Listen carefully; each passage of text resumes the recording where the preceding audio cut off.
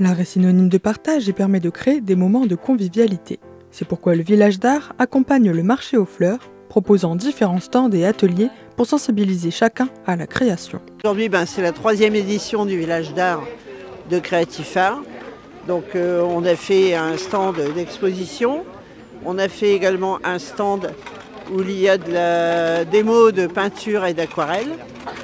En l'occurrence avec monsieur Régis David qui est notre professeur et également Nadine Noiret qui est la spécialiste, on va dire, un peu aquarelle. L'objectif de cette fête, dirons-nous, c'est de montrer ce qu'on réalise et surtout d'être à l'écoute du public s'ils veulent des renseignements pour venir à l'atelier, pour créer, les encourager à produire, montrer ce qu'ils ont fait et quelquefois ils ont un peu un mouvement de recul alors qu'ils ont produit de très belles choses et les inciter à poursuivre parce que l'art, il ne faut pas l'arrêter, ça fait partie de la vie. Et souvent, ça devient, on en parlait tout à l'heure avec un monsieur, un peu une drogue où quand on commence, on a envie d'aller plus loin. Et le but de notre association, c'est de les inciter et de les emmener encore plus loin. Je pense que chacun en lui un artiste qui sommeille. Il faut essayer. Quand on aime la nature, les animaux, un peu la peinture forcément, mais des choses toutes naturelles, je pense qu'il y a moyen de faire quelque chose derrière et ça n'est pas insurmontable. On est tous passés par là.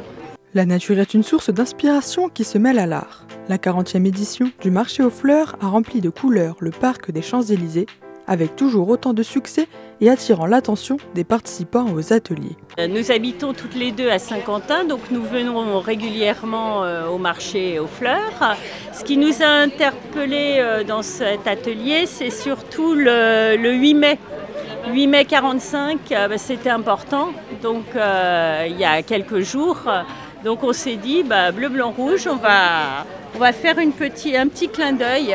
C'était tellement important. Donc voilà. En plus c'est beau.